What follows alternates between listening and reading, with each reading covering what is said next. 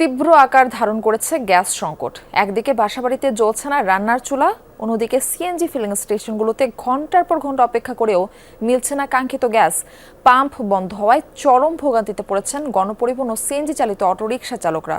সংকট কাটিয়ে স্বাভাবিক পরিস্থিতির অপেক্ষায় নগরবাসী। সিলন টি রপ্তানিতে শীর্ষে।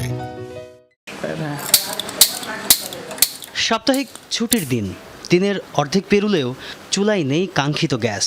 লাইলা আরিয়ানি হোসেনের রান্নার ব্যস্ততা এখন রূপ নিয়েছে কঠিন লড়াইয়ে। চুলা না জ্বলায় বাধ্য হয়ে পরিবার সামলাতে নিতে হচ্ছে বিকল্প ব্যবস্থা।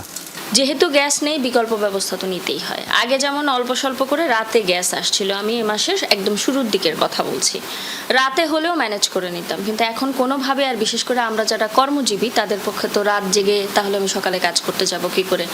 সংকট কেবল বাসা বাড়িতে নয়, ছড়িয়ে পড়েছে রাজধানীর পরিবহন খাতেও। ফিলিং স্টেশনগুলোতে গ্যাসের খোঁজে সিএনজি অটোরিকশার দীর্ঘ লাইন। সকালে চালু হওয়া পাম্পগুলো দুপুরের আগেই গ্যাসের অভাবে বিক্রি বন্ধ করতে বাধ্য হচ্ছে। মেশিন স্টার্টই বন্ধ হয়ে যায়। আজ 2 দিন ধরে এই অবস্থা। আগে তো যাই একটু 1 ঘন্টা 1.5 ঘন্টা যাই চলছে রাতকালে, এখন কিছুই চলে না, টোটালি বন্ধ হয়ে গেছে। এখানে যে যুগ প্রেশার আছে গ্যাস ঢুকবো না, যেখানে 500 এখানে যায় 150। যাদের 100 প্রেশার আছে তারা তো ঢুকেই না, এই জন্য একটু প্রেশার বাড়লে তাহলে আপনার গ্যাসটা ঢুকবো। 20 মিনিট প্রেশার উঠালে আমার গাড়িটা বেতে গ্যাস ঢুকে 200-250 টাকার। এই যে গ্যাস ঢুকবো 60 টাকা 70 টাকার, এর বেশি গ্যাস ঢুকবো না।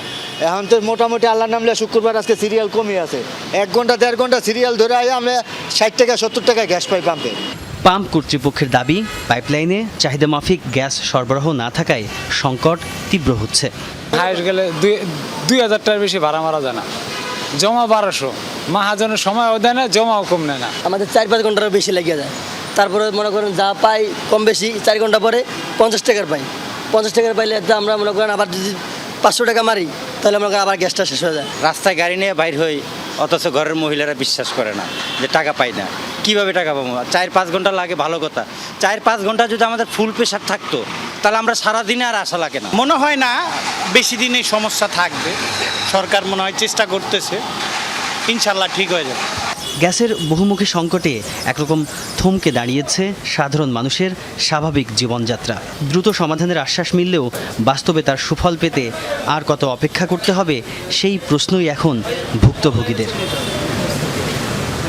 তাজনুর ইসলাম, যমুনা নিউজ, ঢাকা।